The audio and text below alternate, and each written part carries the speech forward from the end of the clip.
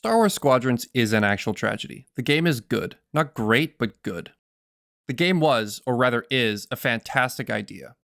Star Wars has always had an emphasis on space combat, from the climax of A New Hope to Star Wars X-Wing and TIE Fighter, and even the space battles in Battlefront 2. So a modern game focused entirely on being a pilot in the Star Wars universe seems to be an easy layup. And I'm not going to lie to you in the audience and say this game is awful. It's not. In fact, at moments, I was completely immersed in the game.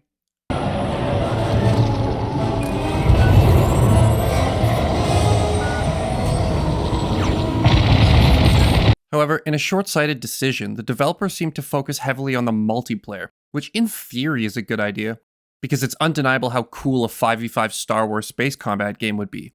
But unfortunately, I think Motive forgot how niche a game like that actually is. But I'm getting ahead of myself. To really show the potential of this game, I think it's best to start with the single player. So, when does the story fit into the current amalgamation of stories that is Disney Star Wars canon? Squadron's story takes place in two different points of the Star Wars timeline. The prologue takes place during A New Hope, and the rest of the game takes place right after Return of the Jedi.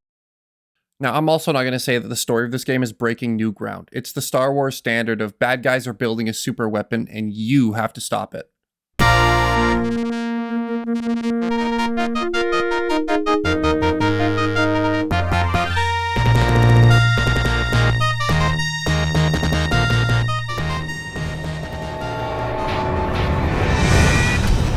But this time, the rebels, the New Republic, is building the super weapon, not the Empire. Or, I guess in this case, a ship with a big tractor cannon. When you first launch the game, you have to create your character. I created an Imperial pilot named Oki Highstar, and for the rebels, I created a beetle. Okay. Then Ace Azaman. Or Azamine. I love that name. Great name. These are your characters for not only the single player, but also the multiplayer. Now, Squadrons does do something interesting that not a lot of games do. You get to play the perspective of both the Empire and the Rebels. You know, instead of just starting out in the Empire and then haphazardly switching sides because the plot dictates you do so. Looking at you, Battlefront. We find Mr. Highstar aboard a Star Destroyer with Teresa Carril, raring to go commit more war crimes with our Captain Lyndon Javes. Did I say war crimes? I meant Lord Vader's will. Survivors of the now-destroyed Alderaan are hiding out at Fostar Haven, which is a problem because there can be no survivors of Alderaan. Now, Carol is showing the spirit that is required to be an Imperial pilot, but our dear captain doesn't seem as enthusiastic. Everything ready, Lieutenant Carol. Squadron's on their way. They're excited to fulfill Lord Vader's command. And you? No qualms hunting down refugees from a world we destroyed? Now, one tutorial later, we scan some ships, find out there is rebel scum everywhere, and then get backstabbed by Javes. I'm sorry, Teresa. After Alderaan, I can't ignore what the Empire's become. Traitor! Now, I understand that it is a Star Wars staple at this point to have defectors for no reason, and it does get a bit frustrating. I'm the spy. What? However, this one being right at the beginning of the story means that there could be stuff that we haven't seen in his backstory, so I'm going to write this one off. Now we switch to the Rebel Alliance, with Ace Azamine. The Rebel Alliance is responding to the distress call that we as the Empire just created. Ace Azamine and Echo Squadron bravely go to their rescue. One rescues civilians later, and we bravely turned tail and fled. Now, I'm not going to summarize the entire plot for you because one, I think that people should experience the stories the way they're told and not through third-party YouTubers. And most importantly, I'm just too lazy. But the prologue is important to illustrate how the story is told, which is through the eyes of both the Empire and the New Republic. The missions have a nice cadence where one side does something and the other responds, or vice versa. I will say that I prefer to see the story through the eyes of the Empire, and I prefer playing the Empire missions.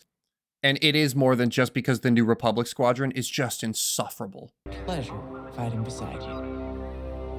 I know we have a mission, but we also have each other to lean on and to protect. We go back to the Empire, they were more fun. They were like, we have a duty, we have to complete this mission. And these guys are like, our guy died. Okay, General Syndulla is waiting for us in the briefing room. Shall we? Bunch of babies. It's the baby fleet. I just want a story in Star Wars where we only see the Empire's perspective. Is that too much to ask? Like, they don't have to make the Empire look like the good guy.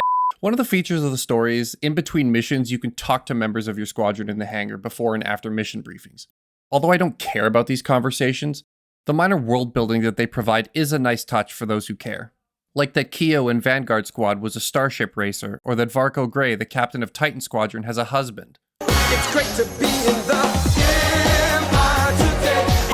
After the briefing for the next mission, we can go back to the hangar, get more dialogue, or select our ship's loadout for the next mission. This is where the dichotomy of the two factions really shines, as they are not only thematically different, but also have gameplay differences. But first I'll go over the Starship classes. There are 4 classes of starfighters in this game. The Jack-of-all-trades TIE Fighter and X-Wing, the Interceptor, A-Wing, and TIE Interceptor, which focuses on less health, but more speed and power. Then the Y-Wing and TIE Bomber, which is pretty self-explanatory what they do. The support class includes the TIE Reaper and the U-Wing. This class can have ion cannons to disable enemy ships, can deploy turrets, and give shields to your teammates. Once we've selected our class of starfighter, we can now choose our loadouts. Loadouts can range from our main cannon, our secondary weapons such as rockets, bombs, missiles, or a utility item like a bubble shield or repair bot. Then we select our ship's hull and engines, which all have bonuses and trade-offs. There is some diversity in your builds, but at the end of the day, you are playing a plane game with a Star Wars paint job, so it becomes a turning simulator where your options are 1 circle or 2 circle. Now, with our fancy spaceship armed to the teeth with enough warheads to make Tarkin blush, I think I should explain how to fly it, as it's probably important not to crash it.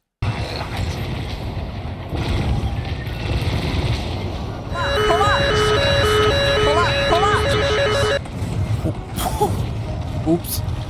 Ship's a bit wider than I thought. Now, depending on what faction we are in, changes what is prioritized to fully maximize their respective starfighters. Each fighter, regardless of faction, has a power bar that you'll have to manage. In the TIE Fighter, you can choose to put all your power into your guns or into your engines, or a balance. When all your power is diverted into your weapons, your gun has more ammo and can shoot for longer. If you put it in your engines, you can go faster passively and you can charge your afterburners.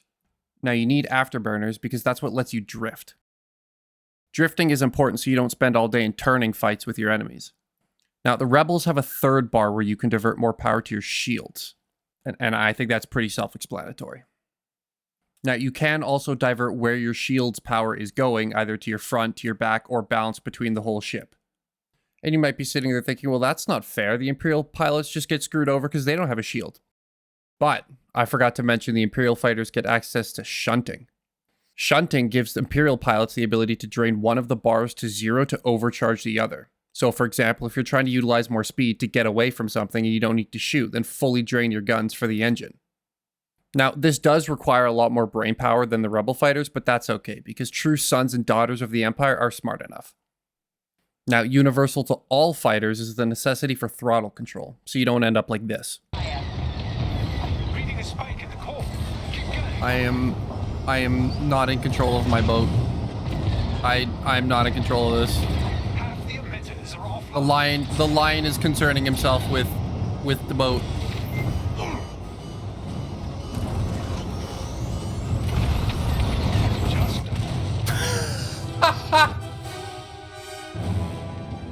Now, one thing to note if you're a massive Star Wars fan, this game brings more immersion to the table than your backyard lightsaber battle going full force.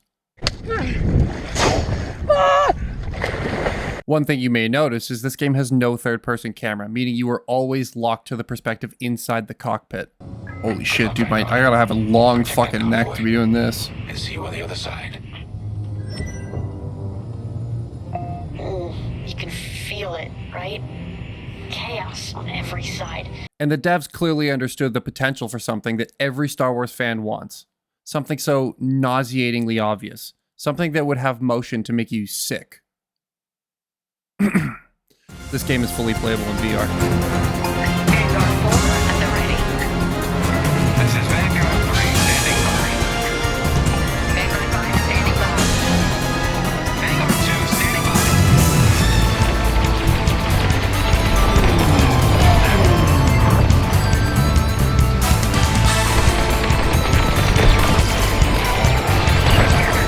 We'll be enemy on the defensive.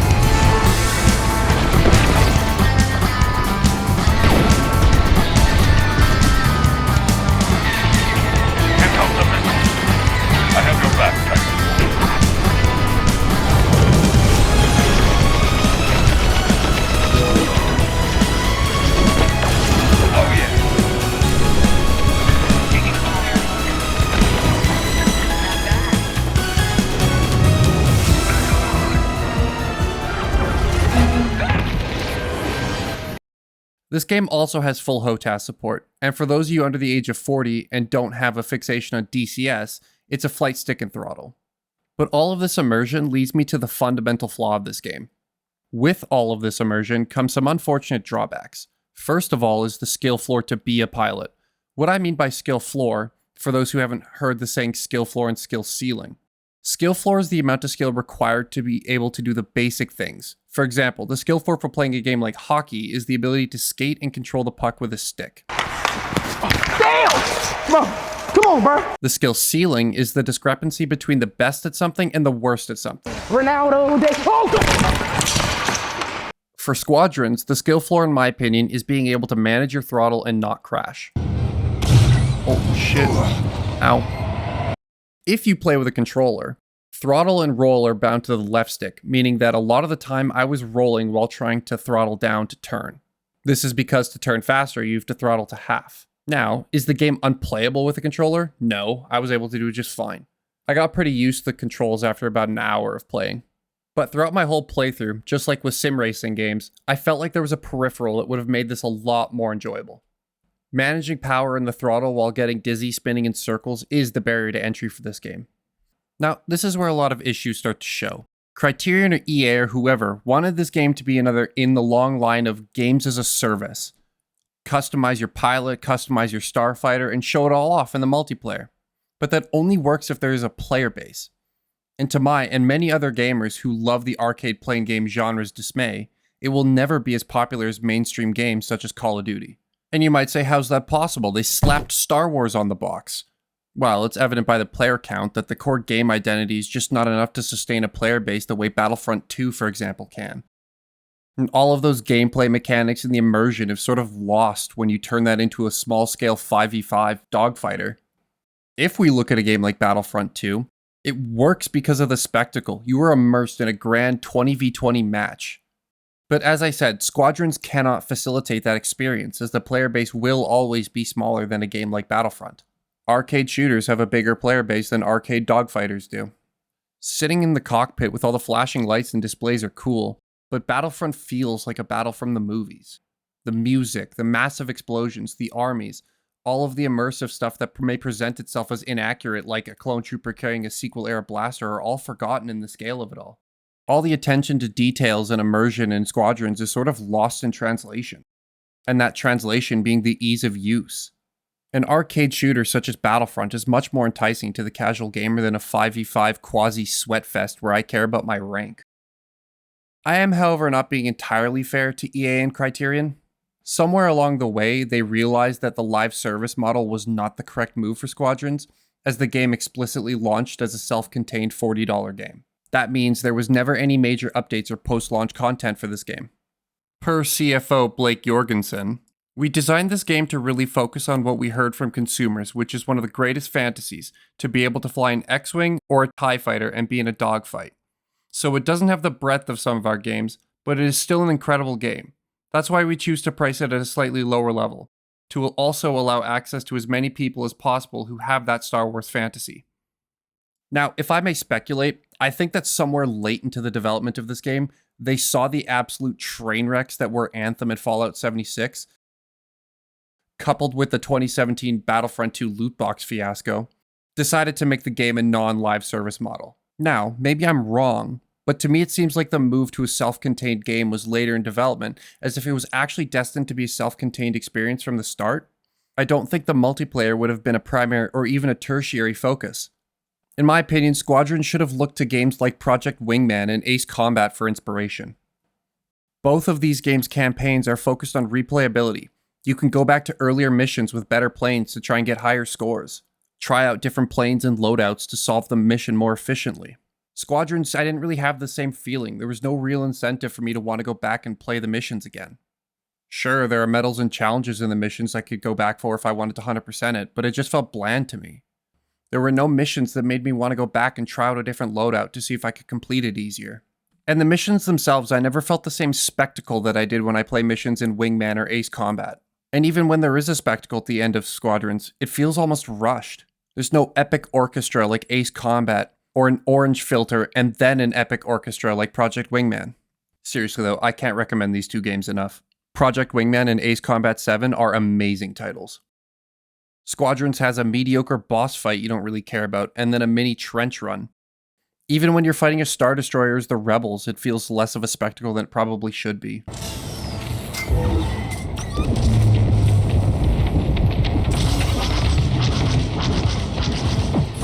Does it have shields? Oh, because shield generator's still up. Well, have you noticed the shields are still up? To top this whole campaign off, as it's still the same stop a super weapon gimmick that Star Wars seems to keep recycling, I didn't really grow any attachment to the characters, and none of them were really memorable. Think about Project Wingman again. Prez is your Wizzo in any two-seater plane you choose, so you may never experience her if you choose to fly alone in any single-seater. But her character is so memorable and loved within the community for her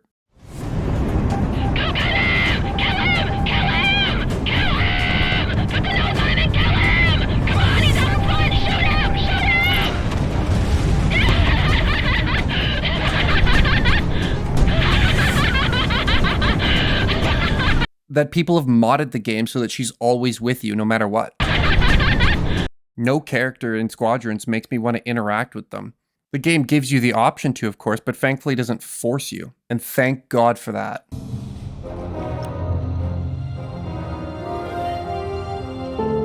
When I left the Empire, I tried to leave behind their views on morality and certainty.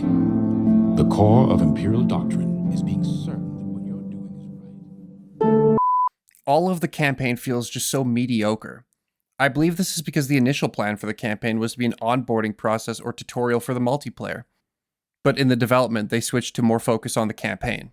There are missions that are genuinely cool concepts. But then there are missions where they force you to use the support starfighter, and it feels almost like a tutorial for the multiplayer. Why would I equip myself with non-lethal weapons and a support shield for my AI teammates when I could just destroy everything myself? The real tragedy of this game is that instead of being a monumental achievement in the list of Star Wars games, it became an interesting concept that fizzled out. It's almost like Darth Vader in a way.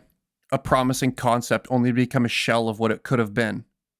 Now, I am being a bit unfair. Squadrons was never going to remain on the top charts. But it could have been a game that when it was brought up, people would remember it fondly, even wanting to replay it from time to time. Instead, we got a dead multiplayer and a campaign that could have been so much more.